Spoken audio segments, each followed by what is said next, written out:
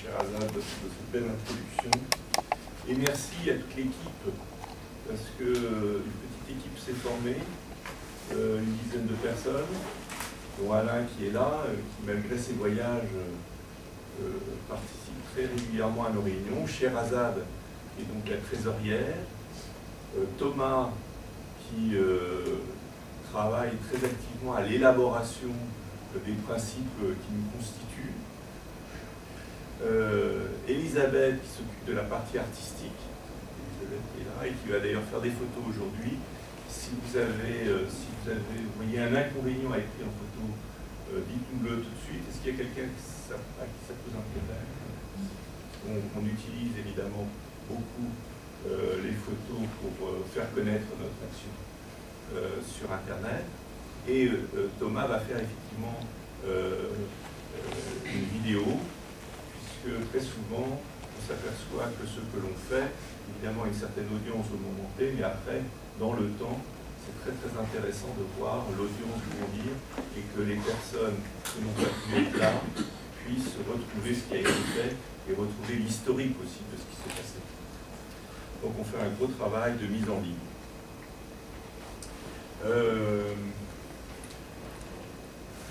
Je remercie Michel Haas de nous recevoir encore pour la troisième fois. Je crois que si on n'avait pas ce lieu, Design Bioplanète n'aurait pas une vraie présence en France. On serait en Autriche, mais pas en France. Donc merci, merci de nous faire exister en France. Alors, on est une toute petite association à ses débuts, avec un grand projet, très très ambitieux, qui est de transformer la planète. Alors, pourquoi transformer la planète? Et après je rentrerai un peu dans les enjeux tels qu'on les voit aujourd'hui, après un an, puisque la dernière fois qu'on s'est vu, c'est il y a un an ici, sur ces enjeux. Comme Sherazade l'a très bien dit, c'est l'histoire de toute une vie. Quand j'avais 15 ans, j'ai commencé à écrire, et puis au bout de 15 ans, j'ai fait ce livre, qui est devenu un best-seller, c'est la 4e édition, et qui parlait déjà de ces enjeux.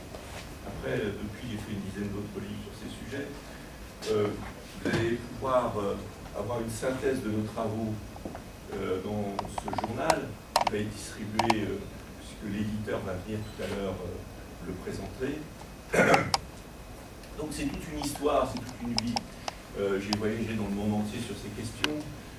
J'ai travaillé toute ma vie à rencontrer les personnalités majeures qui peuvent avoir une réflexion dans ces différents domaines. Encore, il y a quelques semaines, j'étais aux États-Unis dans une des universités les plus avancées dans ce domaine. Et ce qui me motive, c'est que de la même manière qu'aujourd'hui, on a une connaissance beaucoup plus grande du passé que toutes les personnes ne l'imaginent et que même les gens du moment l'avaient. Par exemple, on sait beaucoup plus sur les artistes grecs qui faisaient les poteries que les Grecs eux-mêmes n'en connaissaient. Ce que très peu de gens savent, c'est qu'aujourd'hui, on a des capacités extraordinaires. Moi-même, j'ai participé au développement de ces capacités au ministère de la Recherche dès le début de ma carrière. On a des capacités extraordinaires, à savoir le cheminement vers lequel nous dirigent nos pas. On a une capacité de prévision considérable. Par exemple, une grande partie des problématiques dans lesquelles on est confronté aujourd'hui, ça me saute aux yeux, puisque moi-même j'ai travaillé il y a 30 ans sur ces questions, étaient déjà dans le collimateur. On les connaissait il y a 30 ans. Le réchauffement climatique dont on parle, comme si c'était une découverte récente, il y a 30 ans, déjà au ministère de la Recherche, on mesurait ce réchauffement. Cette question du CO2, les questions de la biodiversité, tout ça, c'est extrêmement connu et suivi depuis des dizaines d'années. Et on a appris à faire des prévisions, et on a pu aussi vérifier ces prévisions, puisqu'au fil des années, eh bien, le temps passant, j'ai pu voir effectivement le réchauffement de la planète suivait exactement ce qu'on avait prédit il y a 30 ans. Donc si vous voulez, aujourd'hui, on a une très profonde connaissance de ce qui va se passer. Or, ce qui va se passer aujourd'hui dans le scénario standard, on le sait, c'est la disparition de l'humanité. C'est aussi grave que ça. Or, ce qui est assez étonnant, c'est que comme dans des tas de domaines on a des prévisions. Mon métier, pendant 30 ans, ça a été de faire de la stratégie, donc j'ai vu les entreprises tourner. Ils ont des capacités de virage, d'évolution stratégique. Or, sur un certain nombre de points stratégiques, l'humanité n'a pas tourné. Et ça m'a paru extrêmement mystérieux. Pourquoi l'humanité ne prenait pas le virage, dans les temps, et donc se mettait en danger. Et vous savez que les alertes, l'alerte rouge a sonné il y a déjà une quinzaine d'années. On a dit, mais c'est le dernier grand sommet, il faut, et puis finalement, il s'est rien passé. Et encore dans le dernier sommet de Doha, il se passe toujours rien, il se passe encore moins de choses que d'ailleurs dans le précédent. Et donc on voit bien qu'il y a une incapacité de l'humanité aujourd'hui à prendre ce tournant. Et ça m'a extrêmement intrigué en tant que scientifique. Et puis évidemment, en tant qu'être humain, j'étais très concerné. Et je me suis dit, mais pourquoi l'humanité ne prend pas ce virage? Pourquoi on est en train de perdre ce temps très précieux? Comment se fait-il que les choses n'avancent pas beaucoup mieux? Et creusant cette question, je me suis rendu compte que pour la première fois de ma vie, il fallait que je sorte de ma posture d'analyste, ce que j'ai fait dans mon métier, ce que j'ai fait d'ailleurs au Club de Budapest, en participant à toute une série de livres et de recherches dans ce domaine, et que je rentre dans une posture beaucoup plus d'acteur, parce que sinon j'allais voir devant mes yeux, en fait, le monde rentrer dans le décor, et moi rester comme ça en disant oui, ah oui, on va rentrer dans le décor, ah on est en train de rentrer dans le décor, ah ça y est, et ça donne très désespérant. Donc je me suis mis en mouvement, tout en sachant que le projet était totalement démesuré par rapport à mes moyens, à mon temps, à mes compétences. Je me suis mis en chemin, et sur ce chemin, je dois dire que ce qui m'a encouragé, c'est d'abord toute une série de miracles, parce que face à cette tâche impossible, les miracles sont produits. Déjà le miracle de réunir une équipe absolument extraordinaire, de gens absolument extraordinaires, Sherazade l'a mentionné, mais il y a une petite équipe de personnes extraordinaires qui ont pris en main cette association, qui l'ont créée, qui l'ont commencé à le développer, etc. Miracle aussi de trouver des partenaires comme Michel Haas, qui brusquement nous donne un espace pour nous développer. Et miracle même de rencontres à l'international, comme par exemple, je reviens d'un voyage aux États-Unis où j'ai rencontré le président de l'université américaine la plus avancée sur ces questions, et qui m'a reçu pendant 1 heure, ce qui est tout de même rare, même en France, je n'ai pas de président d'université qui m'a accueilli comme ça, et avec qui on a discuté de l'importance de designer notre planète et des enjeux. Donc on sent bien qu'il y a une compréhension de quelques personnes très averties de ces enjeux, de la nécessité de penser globalement et à long terme, ce qui en fait intéresse à peu près personne, tout simplement parce que très peu de gens ont cette vision à long terme, et que très peu de gens aussi se préoccupent des enjeux globaux. Ils sont très préoccupés de ce qui va se passer demain et de ce qui va se passer dans leur périmètre très proche. En fait, la capacité à voir loin et la capacité à voir large, en fait, est complètement corrélée avec la capacité d'un individu à déployer largement ses ailes, en fait. Et beaucoup d'individus restent sur des espaces très petits et des temps très petits. C'est une recherche, on s'aperçoit que par exemple des gens comme le général de Gaulle, leur caractéristique c'est d'avoir pensé très loin et très large. Et dans tous les temps, les gens qui ont marqué leur temps, c'est des gens qui ont vu très loin et très large. Donc effectivement, mais en fait, bizarrement, il y en a très peu, je ne comprends pas d'ailleurs, parce que moi j'ai toujours été passionné par le long terme et la planète, mais je remarque que peu de gens sont vraiment concernés par ça. Ce qui n'était pas gênant dans le passé, parce que franchement, dans le passé, effectivement, on pouvait penser planétaire et penser long terme. De toute façon, on n'avait pas une réelle impact. On ne pouvait pas avoir d'impact. L'humanité, même en tant que telle, sans parler d'analyse, l'humanité n'avait pas vraiment d'impact, n'avait pas changé le cours à long terme de la planète, ni la planète en elle-même. Ce qui fait la singularité très spécifique de notre temps, c'est que pour la première fois, l'humanité peut transformer l'humanité actuelle est en train de décider du futur ou du non-futur à long terme des générations futures. C'est pour ça qu'on dit, on parle beaucoup des générations, le droit des générations. On est la première génération à avoir la possibilité à mettre en risque la disparition de nos enfants. Et ça, je trouve que c'est une immense responsabilité. Et aussi, on est la première génération à pouvoir transformer complètement la planète. Non pas, c'est même pas qu'on peut, c'est qu'on est en train de le faire. Et c'est pour ça que les scientifiques parlent d'anthroposphère, c'est-à-dire qu'on rentre dans une nouvelle époque où le principal acteur de transformation même minérale de la planète, de la température, de la nature de l'atmosphère, c'est l'être humain.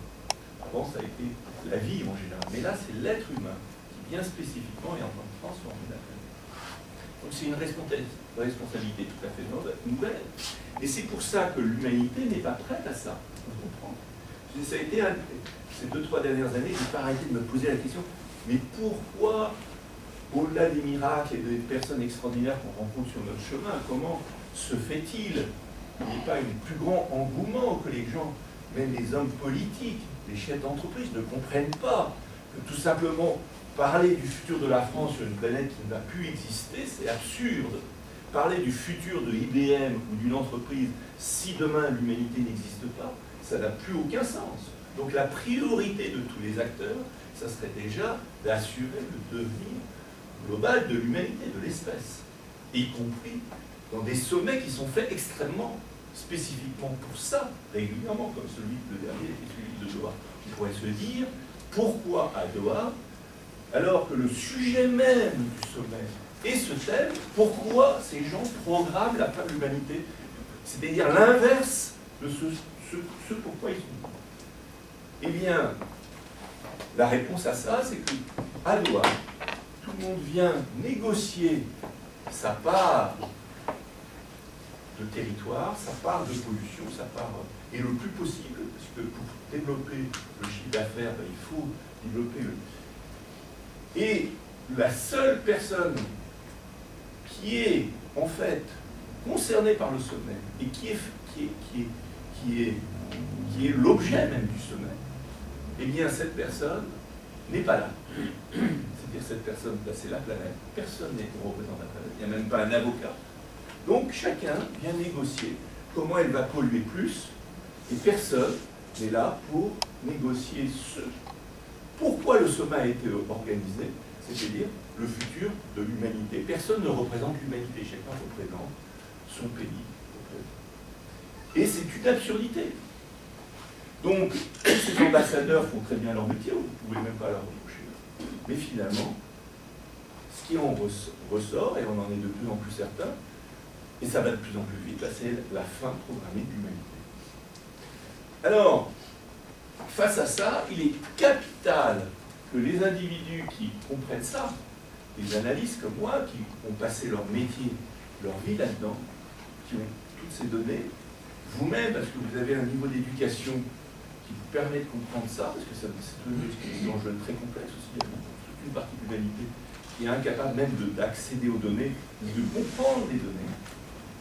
Donc il est capital que les individus avertis, qui ont l'éducation pour, qui en plus disent eux-mêmes qu'ils font partie des dirigeants, donc des leaders, eh bien, s'emparent de ce sujet. Ne pas le faire est un crime contre l'humanité. Objectivement. C'est le crime contre l'humanité. C'est pas un crime contre l'humanité, et tous les autres ont été anecdotiques face à celui-là. Donc, il est capital aujourd'hui qu'on s'empare de ce sujet, qu'on s'informe, qu'on se le comprenne. Et la prospective, bien évidemment, c'est de prédire ou de mesurer, de comprendre ce qui va se passer, de savoir aussi être réaliste et de savoir quel est le scénario le plus probable. Aujourd'hui, le scénario le plus probable, c'est très clairement ce scénario qui nous met à la fin de l'humanité. Pourquoi? À cause de l'inertie. Mais la prospective, ce n'est pas de rester enfermé dans ce qui est probable. Et cela est extrêmement important parce que c'est peut-être la distinction entre la prospective à la française, et les Français ont un rôle majeur dans l'invention de cette manière d'envisager le futur, et le terme même prospectif qui est spécifiquement français est connotée au niveau international dans cette dimension-là. La prospective, c'est non pas simplement comme les futurs studies le font, de quelque sorte prédire le futur et les probabilités du futur, c'est aussi, comme Gaston Berger nous invite à le faire, d'imaginer et de créer, parce que là, il y a un vrai travail de création, c'est-à-dire de créer des futurs souhaitables. Exactement comme, eh bien, vous mettez une toile blanche devant quelqu'un, il peut faire un chef-d'œuvre, il peut faire la Joconde de Léonard de Vinci, puis il peut faire rien du tout. Il peut crever la toile. C'est le destin de chacun de nous d'être créateur et donc de faire finalement de cette toile blanche, puisqu'on arrive à ce moment où l'humanité devient le créateur de la planète. Est-ce que cette création va être un chef-d'œuvre? Est-ce que c'est le moment où l'humanité va se révéler? Ou est-ce qu'au contraire, c'est la fin de l'humanité? C'est vraiment un moment stratégique, extraordinaire, qui n'a aucune comparaison avec tout ce qui s'est passé dans l'histoire de l'humanité. Donc on voit bien ce tipping point. Alors j'aimerais juste souligner deux choses qui se sont passées ces 10 dernières années, mais qui ont pris, je crois, cette année, une dimension considérable. Ces deux thèmes,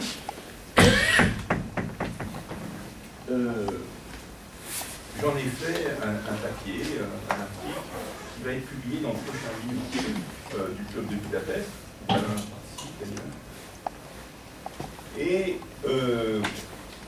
le livre entier est sur le thème de l'évolution. Sur l'avant-garde de cette évolution. Comment, effectivement, parce qu'on voit bien que tout ce que je viens d'expliquer touche la question de l'évolution. Et effectivement, je reviens des États-Unis, où Alain est souvent, et la thématique de l'évolution, pour différentes raisons, sur lesquelles je reviendrai, est omniprésente. Alors pourquoi cette thématique de l'évolution est omniprésente?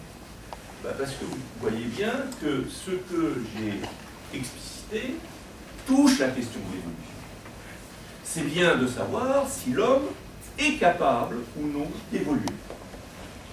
Et c'est aussi une bien meilleure compréhension de la manière dont l'homme a évolué jusque-là. C'est-à-dire qu'aujourd'hui, à cause de l'histoire, à cause de toutes les recherches historiques qu'on a amenées, on a une compréhension très fine, beaucoup plus fine que jamais, de l'évolution humaine, de la quantité d'êtres humains qu'on était sur la planète, de qu'est-ce qu'on a fait à chaque moment de la planète, de comment on s'est transformé d'étape en étape.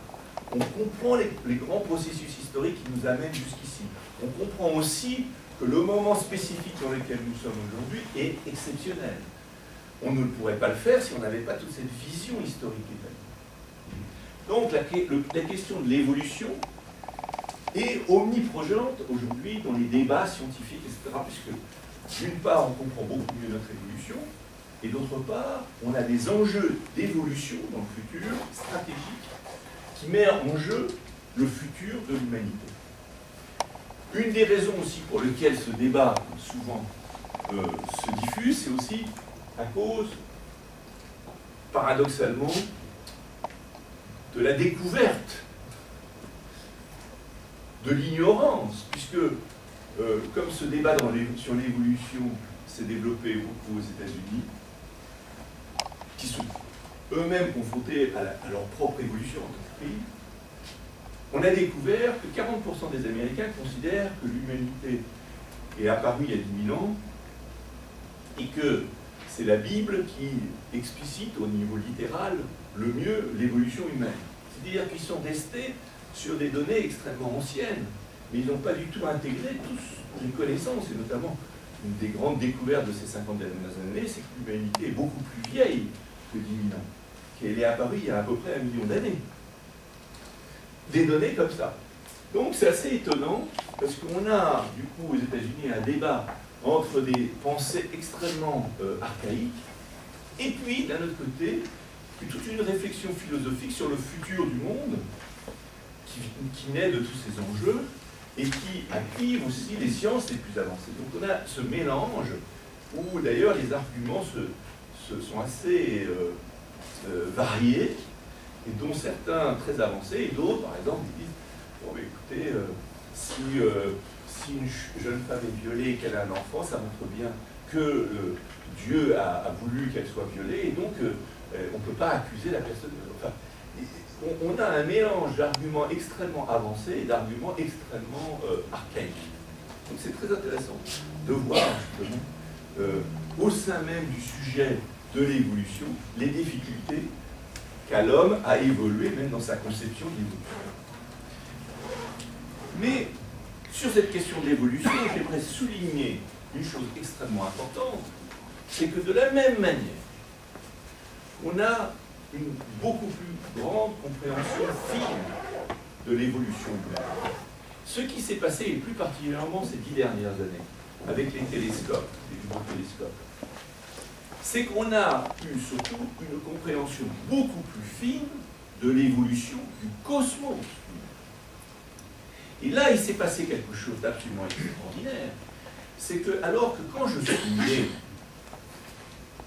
la vision qu'on avait du cosmos, c'était un monde minéral, inerte et immobile, on a découvert, grâce aux recherches sur le cosmos, que l'univers était lui-même un espace extraordinairement évolutif.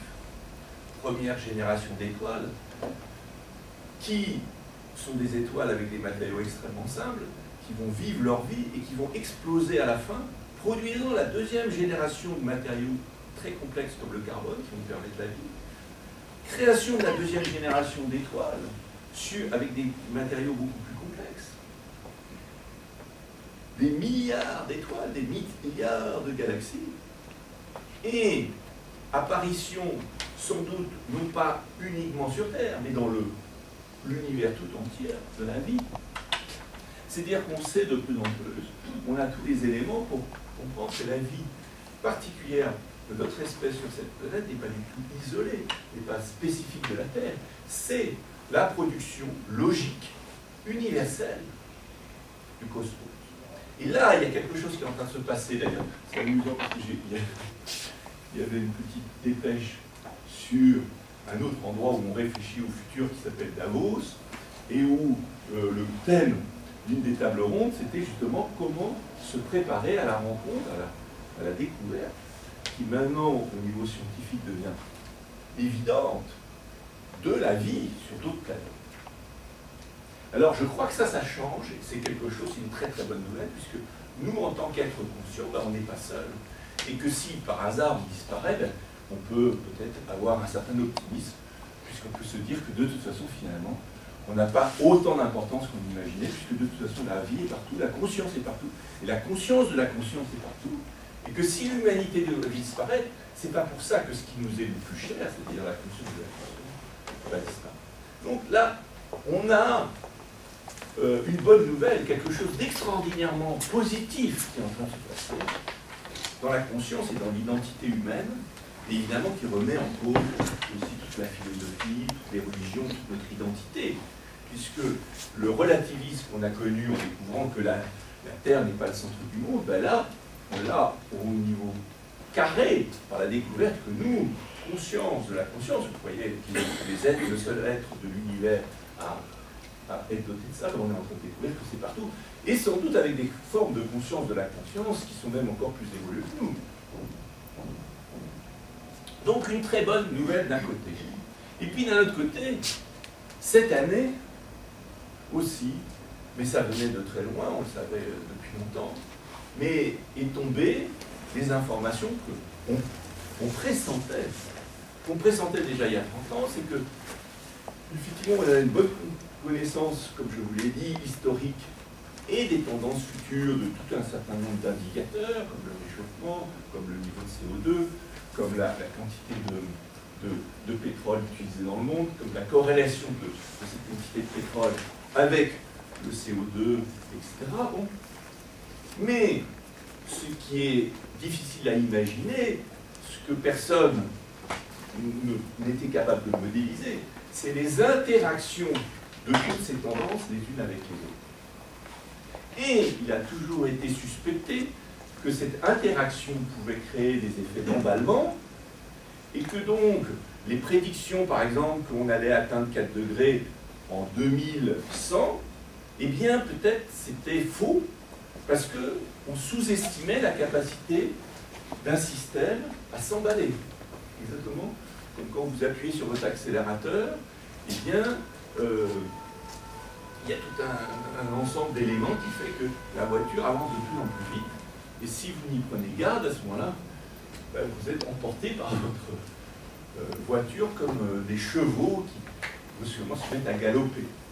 Et en fait, cette année, les chiffres sont tombés, c'est ce qui est en train de se passer, c'est-à-dire que les choses qui nous semblaient un risque pour 2100 apparaissent un risque pour 2050. Ce qui je dois dire, pour moi, en tant qu'être humain, est une catastrophe, mais en termes de scientifique, moi qui travaille sur ces questions depuis très très longtemps, j'étais extrêmement jaloux de la génération future, parce qu'ils allaient pouvoir observer, effectivement, ce qu'on avait prévu. Et alors que moi, qui avais passé ma vie là-dessus, eh bien, je ne verrais pas la fin de l'humanité, ce qui était une frustration considérable pour moi. Alors, je voudrais vous dire que là aussi, il y a une très très bonne nouvelle, eh bien, c'est en train de s'accélérer, donc on va pouvoir même voir de nos yeux la fin de l'humanité dans notre génération, parce que tout est en train de s'accélérer. Comme vous savez, les fonds du pôle Nord se passent beaucoup plus vite qu'on pensait, le réchauffement se passe beaucoup plus vite que l'on pensait. En plus, il y a un effet d'accélération avec le fait que les océans qui absorbent le CO2 à partir d'un certain degré de réchauffement vont commencer à en dégager du CO2. Donc vous voyez que l'emballement est là. Et donc, scientifiquement, on va vivre une expérience absolument extraordinaire, qui est la transformation de notre planète en temps réel. C'est un show absolument fascinant, et je suis très très heureux de pouvoir y assister moi-même.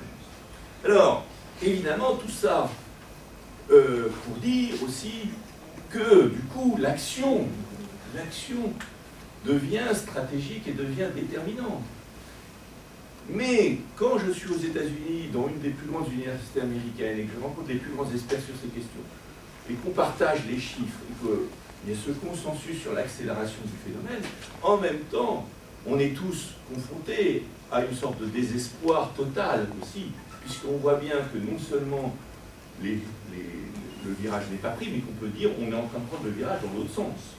Puisque, comme vous savez, la volonté de relance de l'économie fait eh bien, qu'on est en train d'exploiter massivement les gaz de schiste, que les Chinois, qui ont des réserves considérables de charbon, sont en train de les exploiter de plus en plus vite, et le charbon est encore plus polluant que le pétrole, et que les atermoiements, et que d'une certaine manière, le fait qu'il y ait eu Fukuyama enlève le dernier espoir qui était au fond la possibilité de l'énergie nucléaire, qui était bien sûr avec plein d'inconvénients, mais avait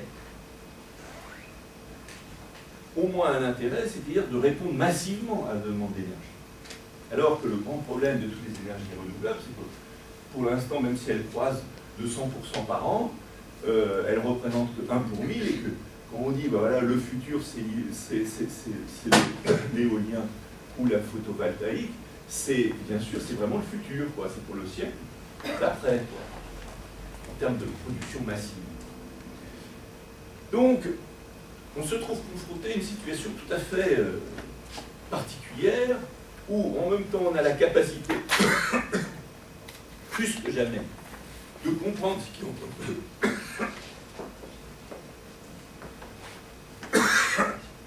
Ça y est, le CO2. Trop dégagé.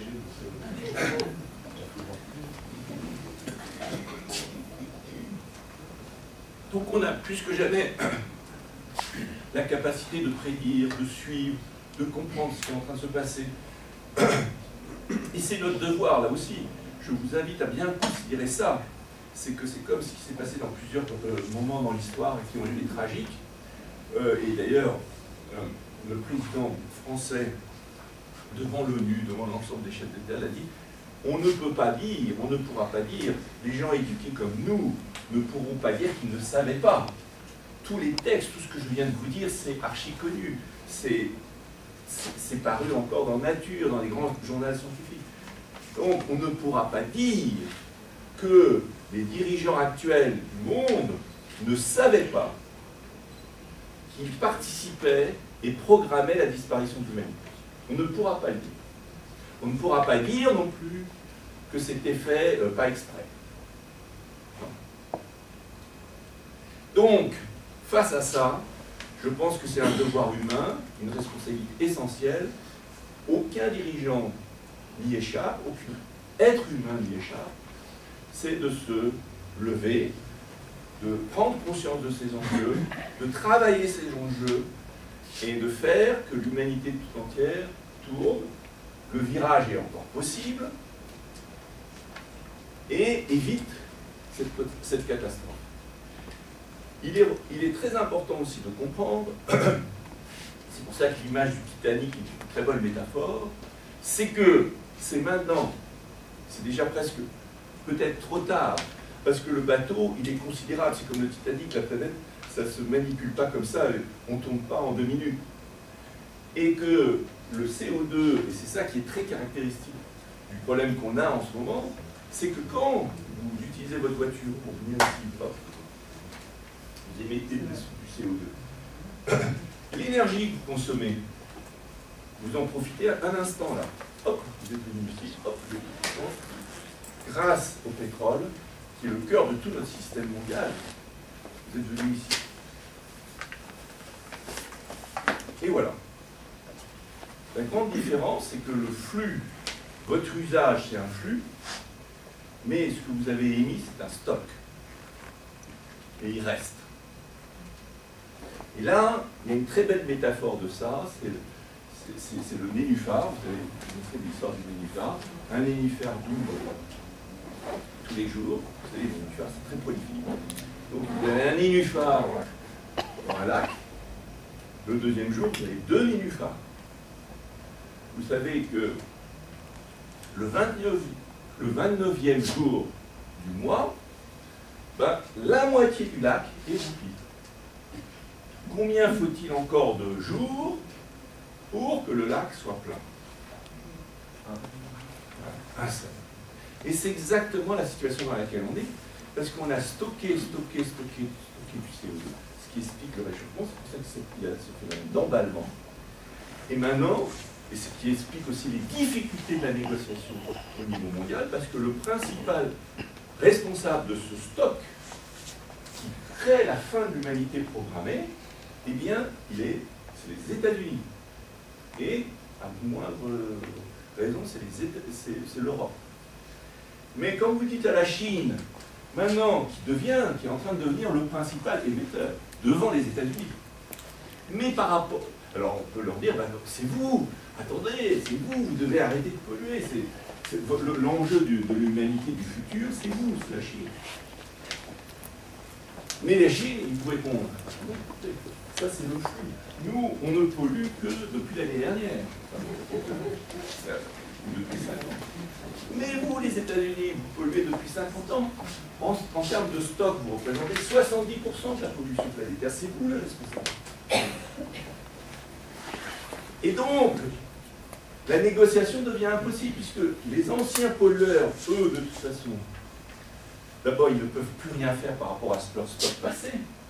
Mais en plus, s'il fallait qu'ils prennent leurs responsabilités au vrai sens du terme, ça impliquerait une telle transformation de leur modèle que c'est impossible. Notamment, on le voit bien aux États-Unis, où tout est basé sur la voiture, et donc sur le pétrole, et donc sur l'émission de CO2. Donc, vous voyez la manière dont aujourd'hui on bute. Et je remercie Alexandre Roger, qui est un de nos partenaires depuis les origines, qui est un des plus grands experts des questions d'énergie, qui m'a introduit à cette question de l'énergie. J'avais beaucoup travaillé en prospective sur différents sujets, mais je dois dire qu'Alexandre Roger m'a demandé d'animer, c'est un grand mot, parce que je suis surtout observateur, une cellule de prospective sur le futur de l'énergie pour le principal organisme français et européen, un des plus grands organismes européens qui travaille sur le futur de l'énergie, qui est l'Institut français du pétrole. Et grâce à lui, j'ai découvert ces enjeux et la manière dont ils se nouent. Et pour l'instant, ils sont noués.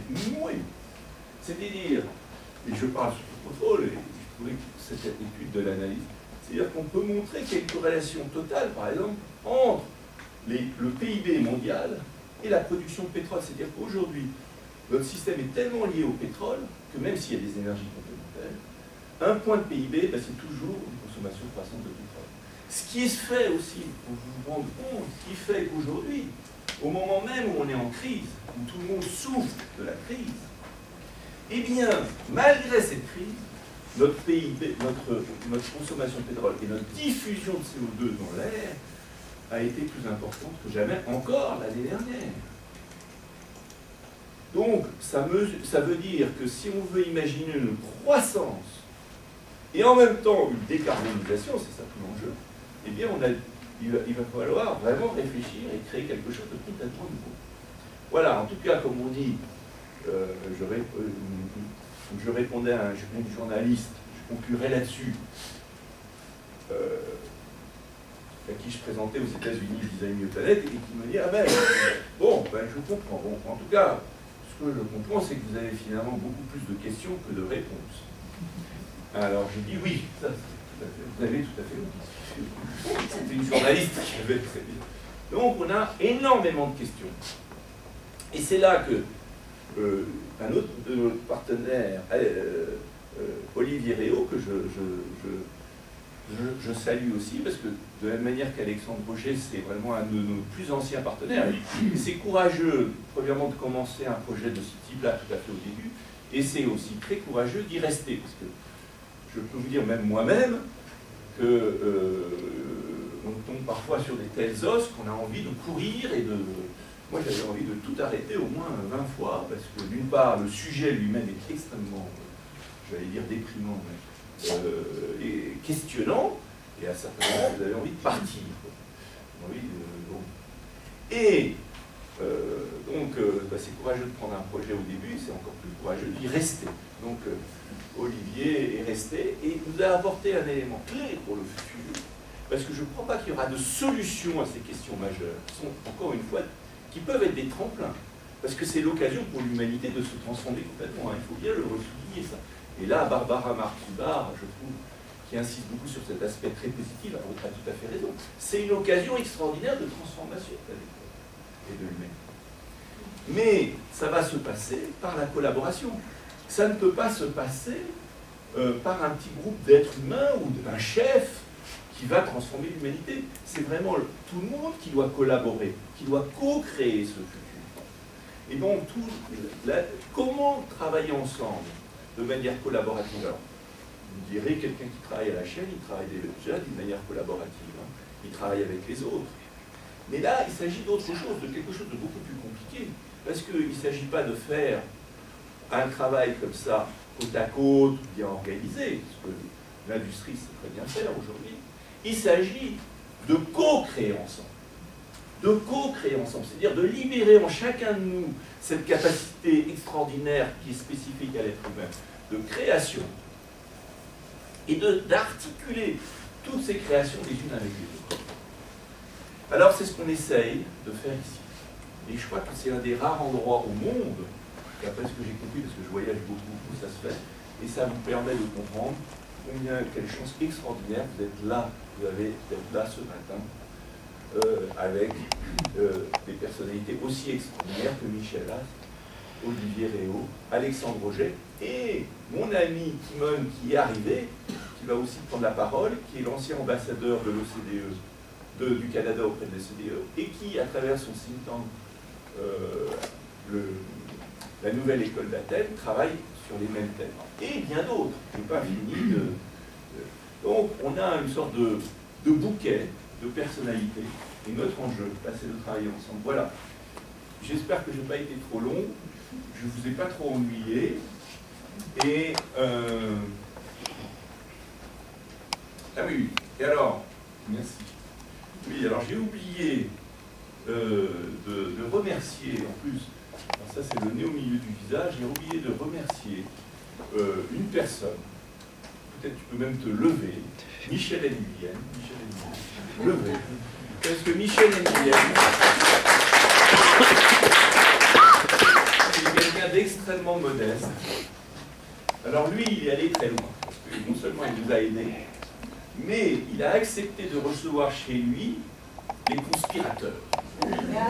Alors vous vous rendez compte, vous imaginez, compte tenu du fait que la CIA, les renseignements généraux, tout le monde nous observe, évidemment avec beaucoup d'inquiétude, eh bien Michel a eu le courage d'accueillir les conspirateurs chez lui.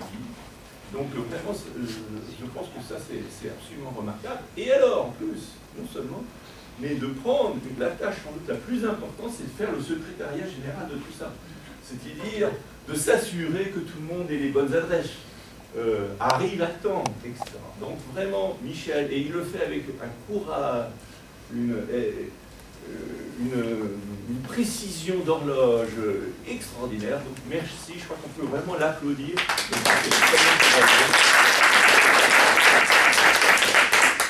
Et aussi, Sherazade, je l'ai déjà remercié, mais encore une fois, Sherazade, alors malgré ses 2 diplômes, parce qu'elle est en train de passer ses diplômes et ses révisions, malgré ses 10 associations dans lesquelles elle est aussi engagée, eh bien, elle a le courage de venir aux réunions, de prendre le métro et de courir pour arriver à l'heure, etc. Donc bravo, tu peux te lever.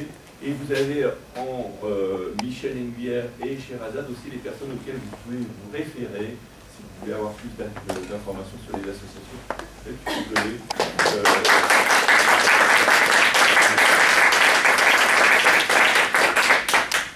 voilà. Donc, je passe la parole maintenant à mon ami Timon.